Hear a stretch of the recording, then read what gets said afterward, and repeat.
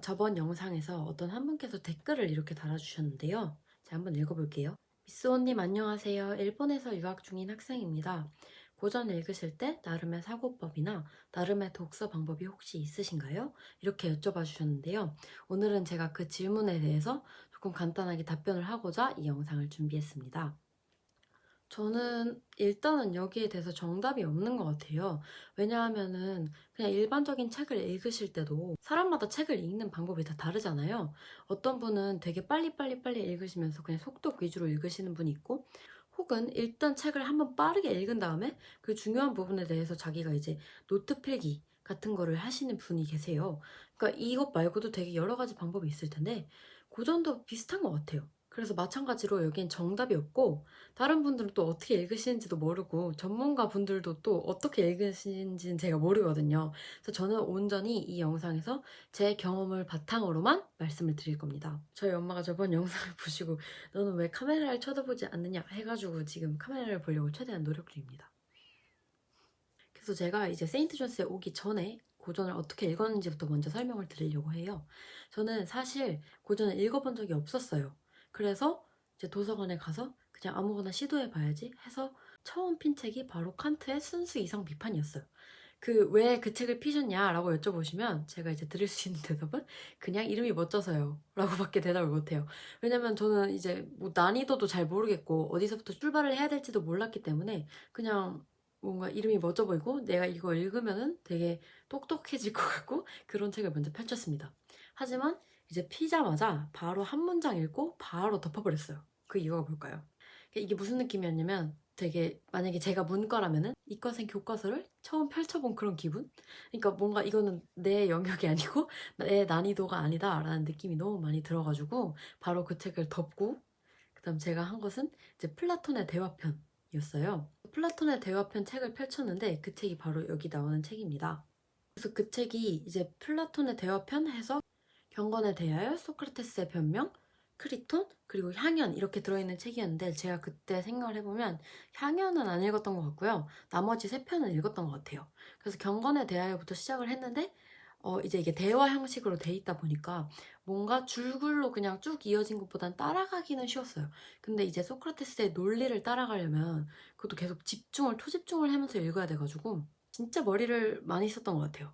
그래서 그 책을 어떻게 읽고 뭐 당연히 100% 이해했다는 생각은 안 들었습니다. 그냥 한 문장 한 문장 진짜 천천히 따라가면서 읽었어요. 왜냐면 최대한 내가 이 책을 이해해봐야지 라는 목적으로 시작을 했으니까요.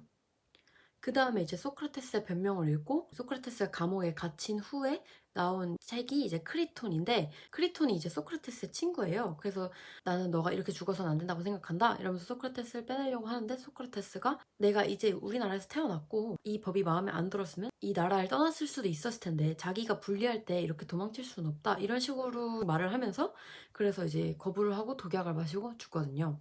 그래서 이것까지는 그렇게 이해하기가 어려웠던 것 같진 않아요. 근데 이 책을 이제 읽고 나서 또 다음에 읽은 책이 파이돈이었는데 사후세계와 이제 영혼? 이제 이런 얘기에 대한 책이에요. 죽음에 대해서. 근데 저는 그 책은 진짜 이해하기가 어려웠어요. 왜냐면은 현대적인 좀 관점이랑도 되게 다르기도 하고 조금 생소한 개념들? 그런 것들이 많이 나와서 이번에는 필사를 하면서 읽었어요. 그래서 그냥 이해가 가는 부분을 읽었고, 이해가 가지 않는 부분은 이제 한 글자 한 글자씩 이제 문장을 쓰면서 그렇게 천천히 읽어 나갔던 것 같습니다. 그래서 어느 정도 이해했다, 그리고 이제 어느 정도 읽었다 싶었을 때는 제가 와 진짜 머리가 깨지는 줄 알았어요. 그 책 읽으면서 그렇게 느낀 게 완전 처음이었거든요. 하여간 그때는 저는 그냥 막무가내로 막 부딪히느라고 되게 천천히 읽었고, 그리고 이해가 안 가는 부분이 있더라도 일단은 최대한 이해하는 선에서는 읽어는 나갔어요. 그러니까 이 책을 그래도 다 읽는 게 목표여서 중간에 포기는 안 했던 것 같아요. 일단 핀 책에 대해서는 그 순수 이상 비판 빼고는. 그래서 이제 그 다음에 학교 가서 읽은 책들을 생각을 해보면 학교에서는 시간이 없어요. 정말 시간이 없고 숙제량이 너무너무 맨날 많아가지고 일단은 그래도 읽어가야 돼요. 그래서 제가 혼자 한국에서 도서관이나 이제 독서실에서 읽었을 때랑은 다르게 이제 이해가 안 가는 부분을 써놓고 그 다음에 질문을 해놔야지 하고 이제 책 부분을 어떤 부분을 이제 접어놓고 그리고 갔었던 것 같아요. 그리고 가서 이제 모르거나 아니면 내가 여기가 이해가 안 가면 이제 나 혼자 있는 게 아니잖아요, 그때는. 그래서 친구들한테 그리고 이제 튜터들한테 같이 이제 질문하고 나눠보고 그랬던 것 같아요. 그래서 일단 학교에서는 그런 식으로 책을 많이 읽었고, 예전과 다른 점이 있었다면 모르는 거에 대해서 질문할 사람들이 생겼으니까 그런 거를 되게 자연스럽게 질문을 하려고 노력을 많이 했던 것 같아요. 근데 이제 또 페이퍼를 쓸 때는 책을 읽는 게 조금 달라요. 왜냐면 이제 페이퍼를 쓸 때는 내가 어떤 책을 고르고 주제도 제가 마음대로 정해야 돼요. 그래서 예를 들어서 1학년 2학기 때 쓴 책이 있는데 그게 아리스토텔레스의 정치학이었어요. 이제 폴리틱스라고 영어로는 번역이 되는데 그 책에서 이런 구절이 많이 있었거든요. 그러니까 자연은 헛된 일을 하지 않는다. 자연이 무슨 일을 할 때는 반드시 뭐 목적을 가지고 있다. 이런 식으로 나왔어요, 책에. 그래서 저는 간단하게 그 문장에서부터 출발을 했거든요. 왜 아리스토텔레스가 이런 말을 할까? 그리고 자연이 헛된 일을 하지 않는다는 게 과연 무슨 의미일까? 저는 이게 그냥 개인적으로 너무너무 궁금해서 그거를 이제 탐구하는 페이퍼를 썼어요. 그때 읽었을 때는 조금 평소랑 읽었을 때랑 다르게 읽어요. 왜냐하면은 내가 가진 질문에 대해서 답을 하기 위해서는 모든 정보들이 다 필요한 게 아니잖아요. 책 속에는 여러 가지 정보가 담겨 있고 내가 궁금한 질문에 대해서 이제 관련이 없는 내용들도 많이 저술되어 있겠죠. 저는 그래서 이제 좀 좁게 좁혀가지고 질문을 구체적으로 설정을 했잖아요. 그래서 여기에 맞는 단서들을 찾아 나가는 거예요.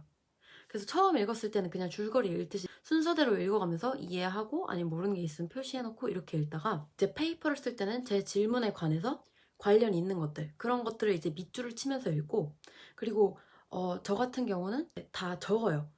몇 페이지에 뭐 무슨 말을 아리스토텔레스가 했다 문구들을 다 적고요. 그런 것들이 연결되는 부분이 있으면 이렇게 연결을 하고 연결되지 않는 부분이 있으면 그러니까 제가 그래도 넣고 싶은 부분이 있으면 항상 좀 고민을 해요. 이걸 넣을지 말지. 근데 이게 제 논리상에 있어서 조금 too much information 뭐 TV매로 하잖아요. 그래서 뭐 그런 게 있으면은 과감하게 뺄 줄도 알아야 되고 그럼 자연은 왜 헛된 일을 하지 않을까? 아리스토텔레스가 이런 말을 한 이유는 뭘까? 그리고 만약에 자연이 헛된 일을 하는 거라면? 이런 식으로 인트로덕션을 쪘어요. 저는 먼저 시작을 어떻게 했냐면 자연에 대해서 먼저 얘기를 했죠. 단어 그 자연 그 자체. 아리스토텔레스가 말하는 자연이란 무엇인가? 그리고 자연에 대해서 일반적으로 사람들이 받아들이는 거 그런 관점들을 조금 쓴 다음에 이거는 완전히 책에서 나오는 건 아니지만 전 자연의 사전적인 의미를 먼저 쓰고 그 다음에 아리스토텔레스가 생각하는 자연은 이런 것 같다. 그래서 거기서 이제 인용을 하는 거예요. 그 이유는 예를 들면 자연은 그냥 우리가 생각할 때 그냥 네이처 뭐 식물이나 동물이나 그런 모든 그냥 상태를 뭐 자연이라고 하는 것 같은데 일반적으로는 아리스토텔레스가 말하는 경우에는 뭔가 주체적인 의식을 가지고 있는 것 같다, 자연이. 왜냐하면 자연이 뭔가 헛된 일을 하지 않는다. 뭔가 자연이 일을 하는 것처럼 뭐 말을 하기 때문이다. 뭐 이런 식으로. 그리고 아리스토텔레스가 이렇게 얘기를 하거든요. 자연은 매 사물마다 독자적인 목적을 위하여 만들었을 때 가장 훌륭하게 된다는 것을 알아서 한 가지 사물은 한 가지 목적을 위해서만 존재하도록 하기 때문이다. 그러면은 어떤 목적을 이제 가지고 있을까? 라고 얘기를 했을 때 그 뒤에 또 이렇게 나오거든요. 식물은 동물을 위해서 존재하고 동물은 인간을 위해서 존재한다. 이런 식으로 나와요. 그럼 뭔가 이제 위계가 있는 것 같다. 뭔가 식물이 제일 밑에 있고, 그 다음에 동물이 있고, 그 다음에 인간이 있는 것 같다. 이래가지고 저는 그렇게 쓴 다음에, 근데 이제 아리스토텔레스가 이제 동물을 또 두 가지로 나누거든요. 하나는 가축, 하나는 그리고 야생동물. 그래서 이렇게 아리스토텔레스가 두 가지로 동물을 나눈 것처럼 사람도 두 가지로 나눈다. 그래서 노예와 주인 이렇게 구분을 하는데 근데 여기서 재밌는 게 이제 아리스토텔레스는 자연적인 노예 그리고 자연적인 주인 이렇게 말을 하는데 그럼 여기서 자연적이라는 게 무슨 의미이지? 라고 또 제가 질문을 던졌어요. 그래서 여기에 관해서 또 제가 나름대로의 대답을 하고 이런 식으로 계속 뭐 질문을 하면은 나름대로 답을 책에서 찾고 그 다음에 또 이제 질문이 연결되고 이런 식으로 조금 완전 처음에 시작한 게 왜 자연은 헛된 일을 하지 않을까? 왜 자연은 아무 뜻도 없이 어느 사물이고 만들지 않을까? 이런 거에 대해서 궁금했잖아요. 근데 이제 계속 여기에서 연결이 되면서 새로운 질문들이 만들어지고 그 다음에 답이 나와요. 그러면 책을 이제 그냥 이걸 자세히 보면은 그냥 제가 이렇게 처음부터 끝까지 이해해가면서 읽는 게 아니고 제 질문에 대해서 나름대로 답을 찾아가면서 새롭게 읽고 있잖아요. 그래서 이렇게 찾다 보면은 또 새로운 게 굉장히 많이 발견이 돼요. 그래서 저는 이걸 이렇게 말을 할 수 있을 것 같아요. 전에는 뭔가 그냥 나 혼자서 읽는 수동적인 독서였다면, 그래서 이제 제가 계속 질문을 던지다 보니까 이게 책의 저자와 능동적으로 이제 대화하는 것 같은 느낌으로 책을 읽게 된 것 같아요. 그래서 되게 여러 가지 종류가 있는데 이해를 하려는 목적으로 읽는 것도 있고, 내가 가진 질문에 대해서 물어보고 싶고 궁금하고 싶고 그걸 탐구하고 싶고 그러면 조금 다르게 읽는 방법도 있는 것 같아요. 여쭤보신 저만의 이제 사고법 그리고 독서법에 대해서 말씀을 드렸고요. 다음 영상에서는 뭐 혹시 또 궁금한 점이 있으시다면 언제든지 댓글로 남겨주세요. 그러면 제가 이제 최대한 거기에 맞춰서 영상을 준비해 보도록 하겠습니다. 안녕!